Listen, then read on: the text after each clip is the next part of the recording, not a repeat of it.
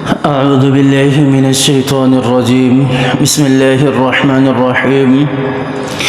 وقلنا يا آدم اسكن أنت وزوجك الجنة وكلا منها رغدا حيث شئتما ولا تقربا هذه الشجرة فتكونا من الظالمين فأزلهما الشيطان عنها فأخرجهما مما كان فيه وقلنا اهبطوا بعضكم لبعض عدو ولكم في الأرض مستقر ومتاع إلى حين.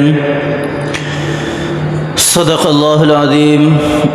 اور ہم نے حکم دیا حضرت آدم علیہ السلام کو اور ان کی اہلیہ اماں حوا کو کہ وہ رہیں جنت کے اندر اور کھائیں جنت کے میوہ جات، جنت کے پھل سیراب ہو کر جہاں سے چاہے. اور ہم نے منع کیا ان دونوں کو، حضرت آدم علیہ السلام اور اماں حوا کو، کہ اس درخت کے قریب بھی نہ جانا، اور اگر تم نے ایسا کیا تو تم ظالمین میں سے ہو جاؤ گے. فَأَزَلَّهُمُ الشَّيْطَانُ عَنْهَا، تو اس درخت کے حوالے سے شیطان نے ان دونوں کو ورغلایا اور دونوں کو وہاں سے نکال دیا. کہاں سے؟ جہاں وہ موجود تھے، یعنی جنت سے. اور پھر ہم نے انہیں کہا کہ جاؤ دنیا کے اندر اتر جاؤ، چلے جاؤ، تمہارا ٹھکانہ دنیا ہے. اور بعض کو بعض پر اللہ تعالیٰ نے عداوت دی ہے، اور تمہارا ایک وقت ہے، ایک مدت تک ٹھکانہ ہے، مستقر ومتاع الی حین، اور ایک وقت مقررہ تک تم دنیا کے اندر نفع حاصل کر سکو گے. ان آیات کے اندر اللہ تعالیٰ نے حضرت آدم علیہ السلام کی تخلیق کس لیے کی ہے وہ بھی بتا دی، اور سب سے بڑا مقام، سب سے بڑا مرتبہ جو تھا وہ بھی بتا دیا. ان آیات کے اندر ہمارا دشمن کون ہے، اللہ تعالیٰ نے ان دشمن سے بھی انسان کو، ابن آدم کو آگاہ کر دیا. اللہ تعالیٰ کی نافرمانی اور فرما برداری کے اندر کس قدر اللہ تعالیٰ کی حکمت عملیوں پوشیدہ ہیں، اور کس قدر اللہ تعالیٰ اپنے بندے سے محبت کرتے ہیں، اس کا بھی ذکر کر دیا. اور پھر دنیا میں آ کر کیا کرنا ہے اس کا بھی اللہ تعالیٰ نے اس آیت کے اندر ذکر کر دیا ہے. یہ دو آیتیں ہیں، ان دونوں آیتوں کے اندر ساری چیزیں ذکر ہیں. اللہ تعالیٰ نے حضرت آدم علیہ السلام کو جنت میں داخل فرما کر اس بات سے ابن آدم کو آگاہ کر دیا کہ اے ابن آدم، تیری اصل جنت ہے. میں نے ابن آدم کو بنایا ہی جنت میں رہنے کے لیے ہے، اور جنت ہی ان کا ٹھکانہ ہے. حضرت آدم علیہ السلام جنت میں گئے، پھر جنت سے نکالے گئے، یہ واقعہ ہے، اس کو بھی بیان کرتے ہیں. لیکن حضرت آدم علیہ السلام کو جنت میں داخل کرنے سے اللہ تعالیٰ نے ساری کی ساری انسانیت کو بتا دیا علی الاعلان کہ آپ کی اصل جنت ہے، آپ کی اصل جنت ہے. ایک سائنسدان ہے، تحریر پڑھی تھی میں نے، اس میں اس نے لکھا تھا، انسانیت کے اوپر اس نے تحقیق کی کہ انسان کیسی مخلوق ہے، کہاں سے آئی ہے، کدھر جائے گی. تو سائنسدان نے اپنی تحقیق کے اندر لکھا کہ یہ انسان جو ہے یہ دنیاوی مخلوق نہیں ہے. پھر اس نے بہت ساری دلیلیں اس کے اوپر دیں اور کہا کہ اس دنیا کی باقی جتنی بھی مخلوقات ہیں، جتنی بھی چیزیں ہیں، جتنی بھی تخلیق اللہ نے کی ہے، وہ ساری کی ساری تخلیق کو اگر ہم اٹھا کر دیکھیں، اس میں غور و فکر کریں تو ہمیں بہت کچھ اس کے اندر ملتا ہے. جانور ہیں، چوپائے ہیں، ان کی تخلیق کو دیکھو، اللہ تعالیٰ نے ان کو پیدا کیا، اپنے لیے کوئی محل نہیں بناتے، کوئی اور رزق نہیں کماتے، کوئی اپنے لیے بستر وغیرہ کا انتظام نہیں کرتے، اے سی وغیرہ کا انتظام نہیں کرتے، کیونکہ ان کی تخلیق دنیا کے لیے ہے. وہ دنیا کے اندر ہی ہے، دنیا میں ختم ہو جانا ہے، سب کچھ فنا ہو جانا ہے، یہیں پر اس کا کچھ بھی نہیں ہے. اسی طرح باقی کی جتنی بھی مخلوقات ہے اس کو دیکھ لیں تو ساری مخلوقات دنیا کی ہمیں اسی طرح ملتی ہے، لیکن ایک انسان ایسی مخلوق ہے دنیا کے اندر جو ان ساری چیزوں سے ہٹ کر کام کرتا ہے۔ وہ اپنے لیے گھر تعمیر کرے گا، باقی کوئی مخلوق گھر تعمیر نہیں کرتی۔ وہ اپنے لیے رہنے کی آسانیاں تلاش کرے گا، اپنے گھر کے اندر رہنے کی آسانیاں تلاش کرے گا، کہیں جائے گا تو وہاں جانے کے لیے وہ آسانیاں تلاش کرے گا۔ تو اس سائنسدان کے، اگرچہ وہ نان مسلم ہے لیکن اس سائنسدان کی تحقیق نے یہ ثابت کر دیا کہ یہ انسان اس دنیا کی مخلوق نہیں ہے، اس انسان کو اللہ تعالیٰ نے جنت کے لیے بنایا ہے، کیونکہ یہ ساری کی ساری نعمتیں اور ساری کی ساری چیزیں اللہ تعالیٰ نے جنتیوں کے لیے رکھی ہیں، اللہ تعالیٰ نے جنتیوں کے لیے رکھی ہیں۔ یہ اتنا بڑا اعزاز ہے۔ تو یہاں پر بھی اللہ تعالیٰ نے حضرت آدم علیہ السلام کو جنت میں داخل کر کے یہ بتا دیا ابن آدم کو کہ تمہارا اصل ٹھکانہ جنت ہے۔ پھر حضرت آدم علیہ السلام کو جنت میں داخل کر دیا، اور پھر اللہ تعالیٰ نے کہا کہ کھاؤ جنت سے جو بھی چاہتے ہو، جس طرح بھی چاہتے ہو، لیکن ایک درخت سے منع کر دیا، ایک پھل سے، ایک درخت سے، ایک چیز سے، یعنی حکم جاری کر دیا اللہ تعالیٰ نے کہ اس کام کو مت کرنا، اگر یہ کام کرو گے تو اللہ تعالیٰ کی ناراضگی مول لو گے۔ تو شیطان جو ہے، پھر شیطان کو موقع مل گیا، ظاہر سی بات ہے دشمن کو اگر تھوڑا سا موقع مل جائے تو وہ اسی چیز سے دوسرے والے کو اکساتا ہے، دیکھ اس نے یوں کیا، اس نے تیرے مقابلے کے لیے کیا ہوگا، اس نے تیرے خلاف یہ کرنے کے لیے کیا ہوگا، اس نے تجھے زیر کرنے کے لیے یہ سب کیا ہوگا، وہ تجھے نقصان پہنچانا چاہتا ہوگا۔ یہ ساری کی ساری باتیں جو ہیں وہ مقابل کو، جو دشمن ہے اس کو مل جاتی ہیں، اور وہ سامنے والے کو پھر ان چیزوں سے اکساتا ہے۔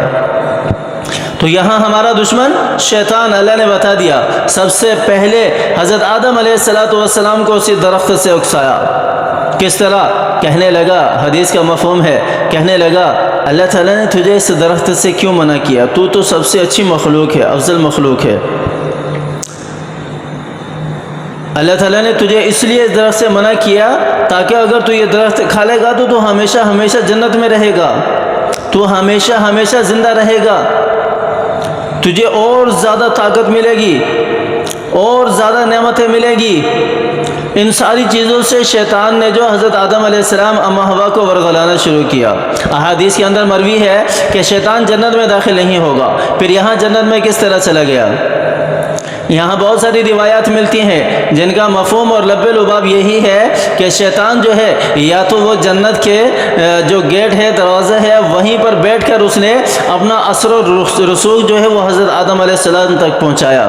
جس طرح مسجد کے اندر بھی شیطان جو ہے، آپ صلی اللہ علیہ وسلم کی حدیث ہے کہ ایک شیطان مقرر ہے کہ جو مسجد میں نماز پڑھتے ہیں وہ مسجد کی دیوار پر بیٹھ کر اپنی سونڈ کو لمبا کر کے جو ہے وہ نمازیوں کے ذہنوں کے اندر وسوسے ڈالتا ہے۔ اس طرح یہاں بہت ساری احادیث اس کی یہ بھی مروی ہے کہ سانپ جو ہے، سانپ کی شکل میں جو ہے وہ شیطان جنت میں گیا تھا، یا سانپ کے منہ میں بیٹھ کر جنت میں گیا تھا، بہرحال جس طرح بھی تھا تو وہ حضرت آدم علیہ السلام تک اس کی رسائی حاصل ہو گئی۔ تو اس سے اللہ تعالیٰ نے ہمیں بتا دیا کہ تمہارا سب سے بڑا دشمن شیطان ہے۔ اللہ تعالیٰ نے شیطان کو مردود کیا۔ اللہ تعالیٰ نے شیطان کو دنیا کے اندر جب بھیجا تو شیطان نے اللہ تعالیٰ کی عزت کی قسم کھائی تھی، فَبِعِزَّتِكَ لَأُغْوِيَنَّهُمْ أَجْمَعِينَ، کہ اے رب میں تیری عزت کی قسم کھاتا ہوں کہ یہ جتنی بھی مخلوق ہے انسان، ان سارے کے سارے انسانوں کو میں ضرور گمراہ کروں گا، الا عبادک الصالحین، مگر وہ بندے اللہ تعالیٰ کے جو عبادت گزار ہیں، نیک ہیں، صالح ہیں، ان پر شیطان کا جو ہے وہ اثر و رسوخ نہیں ہو سکتا۔ یہی وجہ ہے کہ صحابہ اکرام پر شیطان کا اثر و رسوخ نہیں تھا۔ حضرت عمر رضی اللہ تعالیٰ عنہ کے بارے میں کتنی روایات ملتی ہیں کہ جس راستے سے حضرت عمر رضی اللہ تعالیٰ عنہ گزر جاتے تھے شیطان اس راستے کی طرف رخ بھی نہیں کرتا تھا، اتنا ڈرتا تھا شیطان حضرت عمر سے۔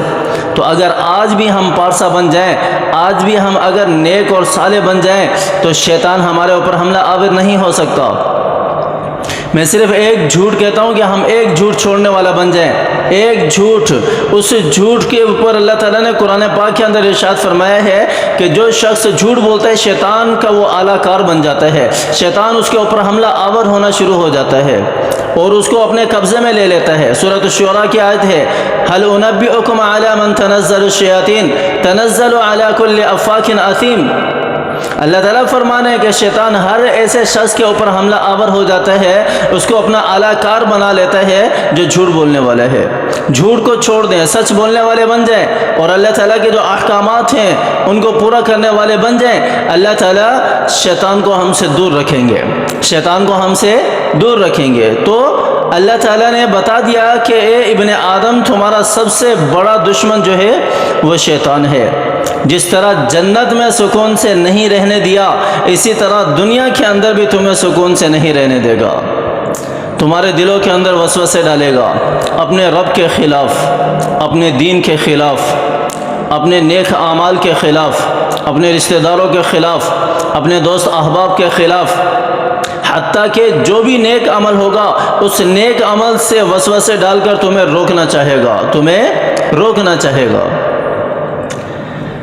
جب شیطان کامیاب ہو گیا حضرت آدم علیہ السلام اما حوا پر، تو انہیں اسی درخت کے ذریعے سے پھسلایا، اور پھر اللہ تعالیٰ نے جب انہوں نے درخت کھا لیا تو روایات کے اندر آتا ہے کہ حضرت آدم علیہ السلام اور اما حوا کے جسم پر جو جنت کا لباس تھا وہ اتر گیا، اور پھر اللہ تعالیٰ نے انہیں زمین کے اوپر بھیج دیا، ایک ساتھ بھی نہیں بھیجا، الگ الگ بھیجا، دور دور بھیجا، زمین کے اوپر اللہ تعالیٰ نے انہیں بھیج دیا۔ اور زمین پر بھیجنے کے بعد اللہ تعالیٰ نے ارشاد فرمایا بعضکم لبعض عدو، بعض کے دشمن ہوں گے اس زمین پر، انسانیت میں سے بعض کے دشمن ہوں گے۔ یہی وجہ ہے کافر مسلمان تو ہے ہی ہے دشمن، مشرکین اور اسلام اور یہ تو ہے ہی ہے آپس میں ایک دوسرے کے دشمن، ایک دوسرے کے کیا، مسلمان کسی کا دشمن نہیں ہے۔ اہل اسلام تو ہمیں امن کا درس دیتا ہے، اسلام تو ہمیں امن کا درس دیتا ہے، اسلام دشمن نہیں ہو سکتا اور نہ ہی کبھی رہا ہے اور نہ کبھی ہوگا۔